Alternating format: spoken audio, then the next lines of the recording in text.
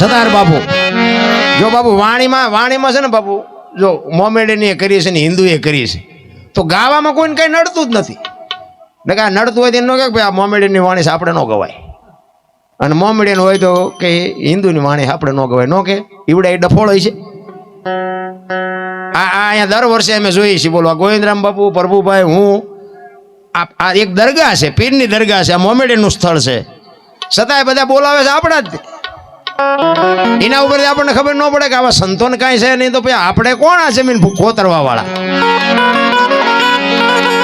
અહીંયા આટલા માણસનું આ રહોડું કરે છે બોલો બધા ઝાટકે છે તો કોઈ કહેતું નથી કે મુસલમાનનું નથી ખાવું હે અને હિન્દુએ કંઈક રાખ્યું હોય ત્યાં મુસલમાને ઝાટકે છે અરે આનંદ કરો ને ભલા મને શું કાંઈ મોજ કરી લેવાની જરૂર છે કાંઈ બીજું શહેર નહીં બાપુ મરી જવાનું છે ભલા મને તો એમ થાય કે દુનિયા અત્યારનો સમય તો જો હે વાહ વાહ મજા મજા ગાડીઓ ને બંગલા ને શું ઘટે હે ભલા મને તોય તમે જોવો તો કે અમારી પાસે કાંઈ નથી અમારી પાસે મરો કાંઈ ન હોય તો શું જોવે છે એ નથી ખબર પડતી મને તો એમ થાય કે અત્યારે કોઈ હાસવી ન કે એટલું આપ્યું અત્યારના મકાન તમે જોવો તો કેવા મકાન કેવી ગાડીઓ કેવા બંગલા હવે તો બાપુ કોઈ સમાજમાં બાપુ હાથે કોઈ કામ જ નથી કરતું બોલો ઘરે બૈરા રોટલા નથી બનાવતા બોલો એ માણા રાખ્યા પછી કે ટાંટિયા દુખે પણ ટાંટિયા જ દુખે ને તેમ કરે કઈ કરવું નથી તો પછી ટાંટિયા નો દુખે સમય આવ્યો છે ભલા આપણે 84 લાખ યોની છે ને એમાં આપણે જે આપણે જોવે ને બધું જાનવરને જોવે ટાઈટ તડકો પવન વરસાદ બધું આપણને જે લાગે એ બધું લાગે ને જાનવરને અને આપણી જનેતા આપણને જેટલો પ્રેમ કરે ને એટલો જ બાપુ તમામે તમામ એના બચ્ચાને પ્રેમ કરે તમામે તમામ આપણી માં જેમ મોઢામાંથી કાઢીને આપણને જેમ કોળિયા દેતી હોય ને એમ બાપુ કોઈ પણ જનાવર હોય ને એ પહેલા એના બચ્ચાને ખવડાવે પછી એ પોતે ખાય કૂતરા ગાગડા ભેંસું ભૂંડડા કોઈ પણ જીવે પણ સદાય બાપુ કોઈનું કોઈ કુટુંબ નથી કોઈનું હગું ભાર્યું આ મારી હાળી થાય ના મારો હાટું છે ના મારા હારા છે કઈ આ ખુશ તો આપણે નથી કરી એટલે તમામે તમામ જીવ બાપુ આપણે જે જોવે ને બધું જોવે છે ને પણ એક પંખી હોય પંખી એ બાપુ ઈંડું મૂકે એ 15 દી 20 દી બાપુ ઈંડાનું ધ્યાન રાખે પછી એનો સમય થાય એટલે સીવે પછી બચ્ચું બહાર આવે પછી એને આપણી માં ખવડાવે ને બહારથી ચણ લઈ આવીને એના મોઢામાં આપે એને ખાતા શીખડાવે પછી થોડુંક મોટું થાય ને પછી પાંખું આવે એને ઉડતા શીખડાવે ને પછી એમ કે તું તારા રસ્તે ને હું મારા રસ્તે કોઈ દી કોઈનું કુટુંબ ભાડ્યું હોય તો કોઈ દી પાડાએ કીધું કે પાડો સરવાઈ ગયો હતો ને ભેંસાડું પૂળો લેતો હોય સાંભળ્યું છે પાડો કે આપણે આપણું કરવું ભેંસનું કરે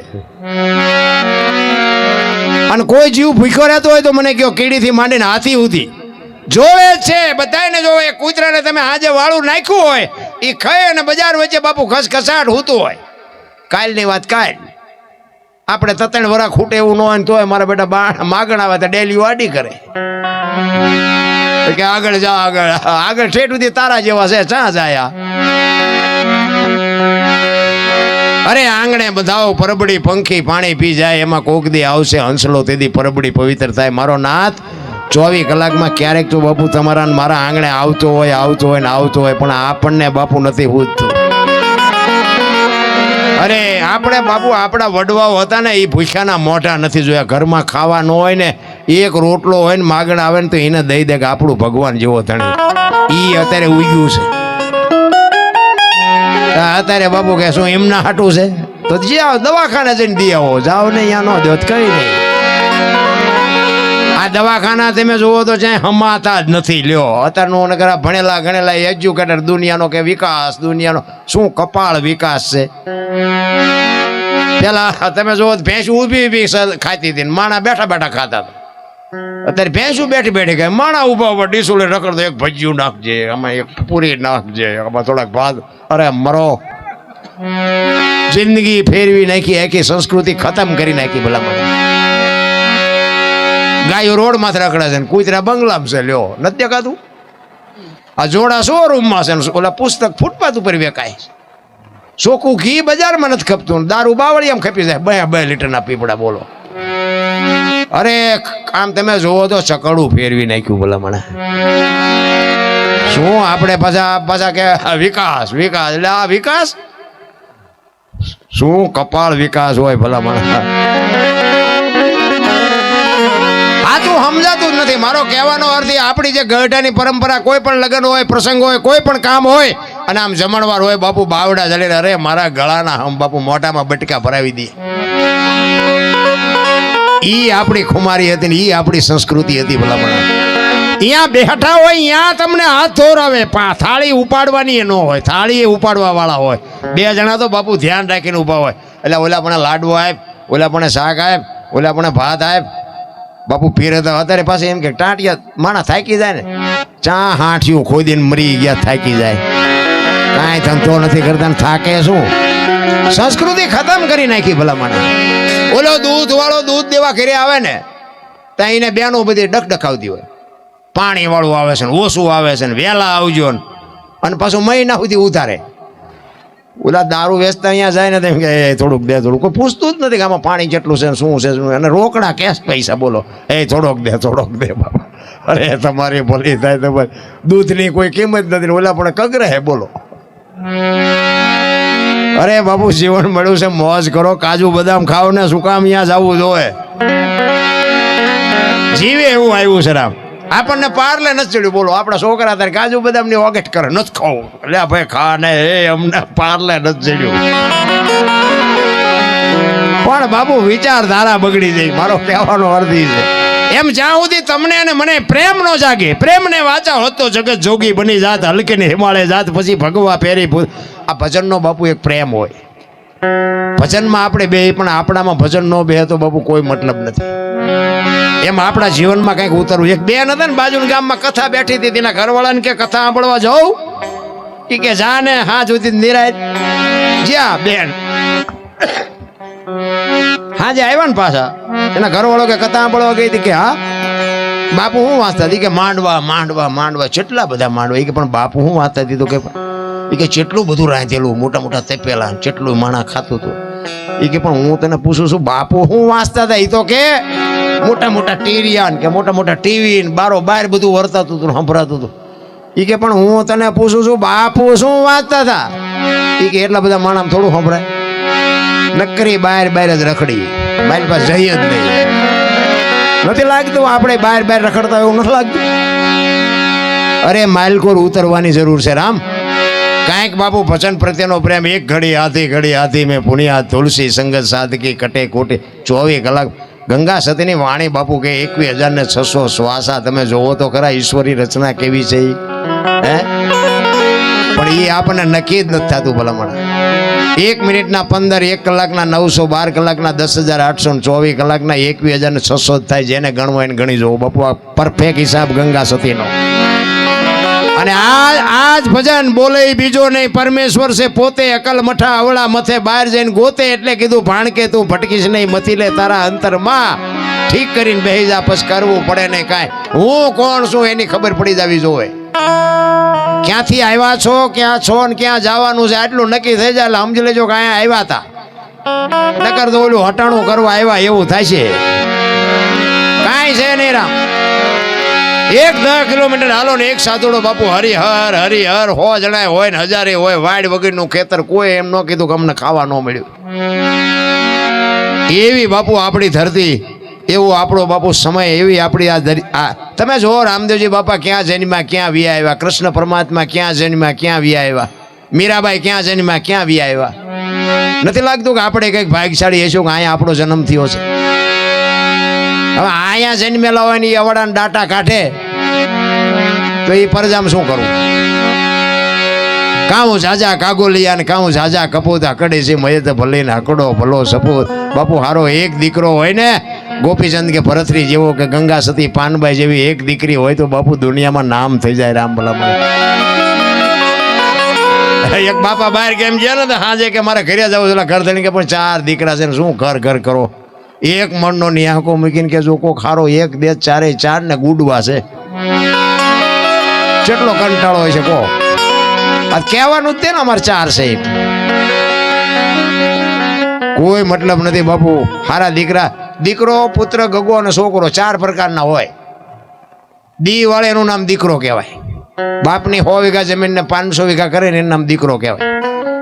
પૂ નામના ગામમાં કઈ ખરડો થતો હોય કે આમાં શું લખાવો છો, ઉભા રહ્યો મારી બાન પૂછતો હોય, એનું નામ ગગો કહેવાય. અને સડી પહેરીને હુતળી બાંધી અને કોથળીઓ તોડીને ધોળીમાં માથા ઘાલીને પીડ્યા હોય ને એનું નામ છોકરો કહેવાય. ચિયા ખાનામાં નામ છે, જોઈ જોજો હવે. અરે ગોપીચંદ સગાળચંદ જલારામ બાપુ કોક એના મા બાપ તો હશે ને. આજ બાપુ આપણા કોઈ નાતે નેડા નથી, એના ગાણા ગાવા પડે છે. શું એ મા બાપે સંસ્કાર આપ્યા છે, શું બાપુ એ દીકરા છે, વિચાર તો કરો.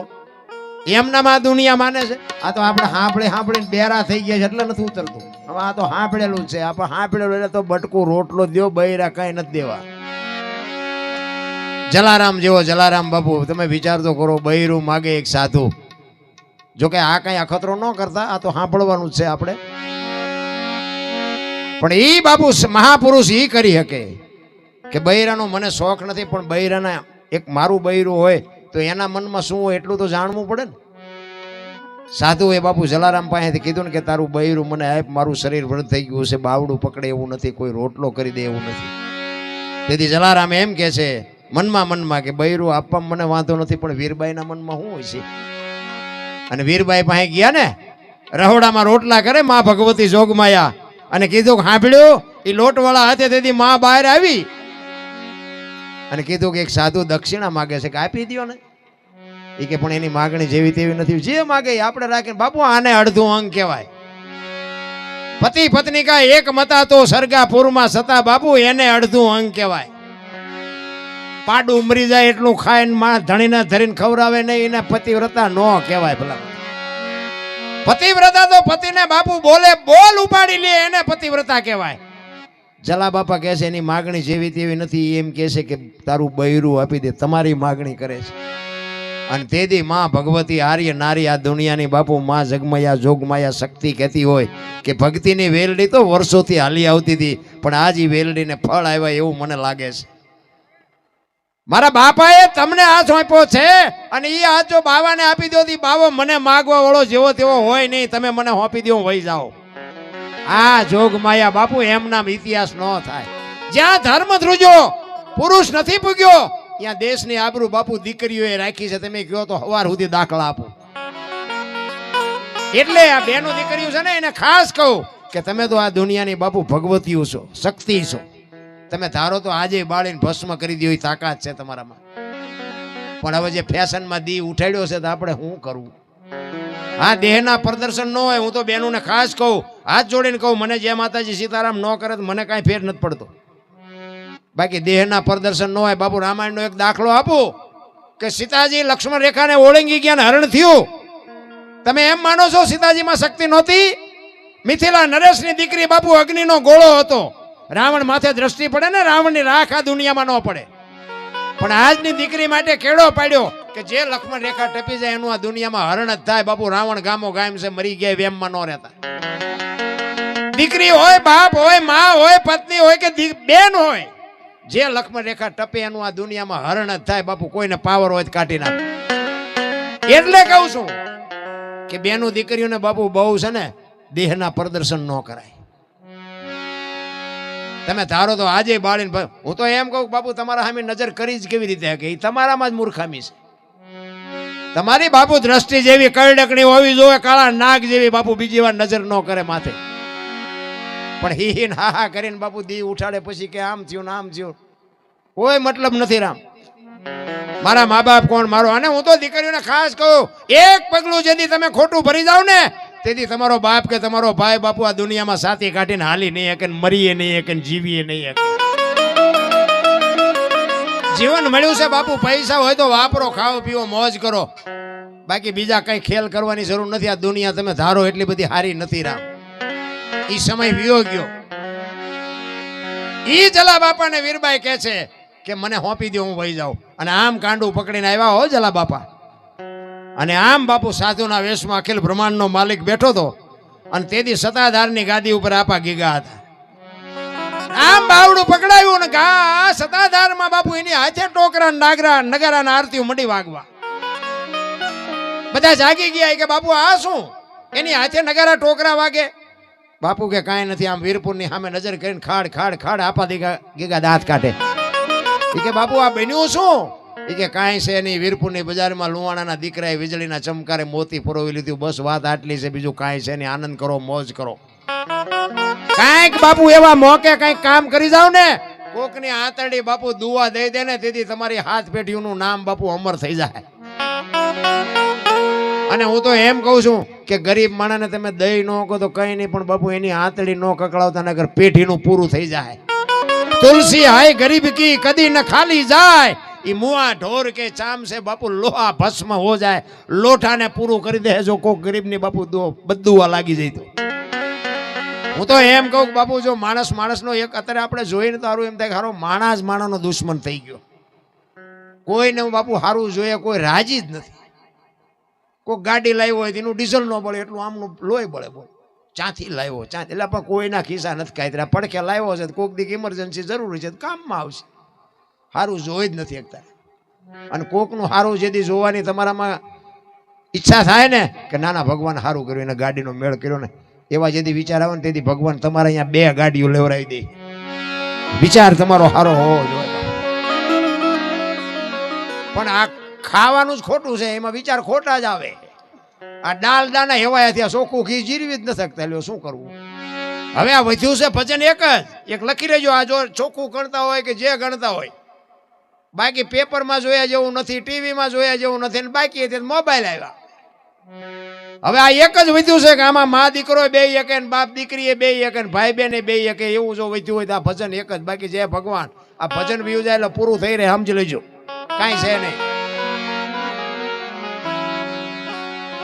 સંતોની બલિહારી છે બાપુ. આપણા મેં કીધું એમ આપણા કચ્છ કાઠિયાવાડ સૌરાષ્ટ્રમાં પણ અત્યારે ઓલા બનેલા છે ને ડુપ્લિકેટ, ઈ લોહી બહુ પીવે.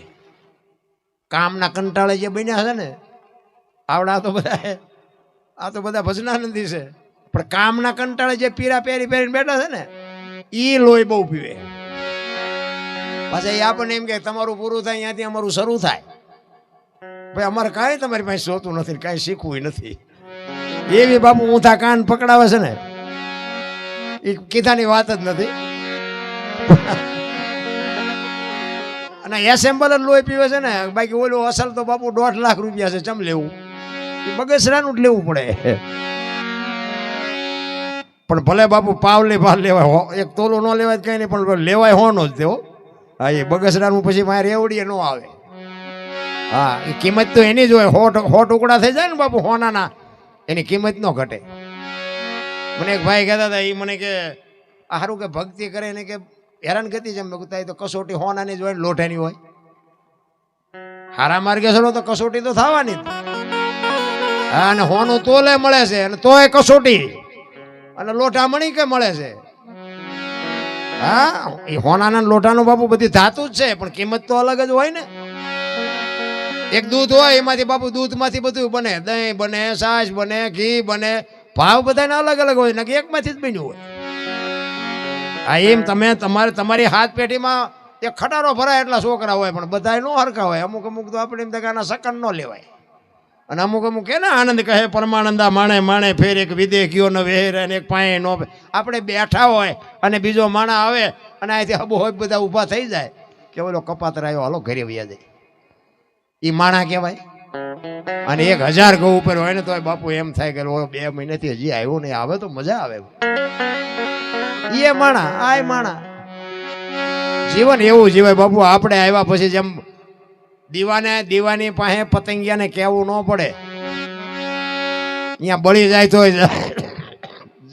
જાય જ તે, ઈ જ મજા છે.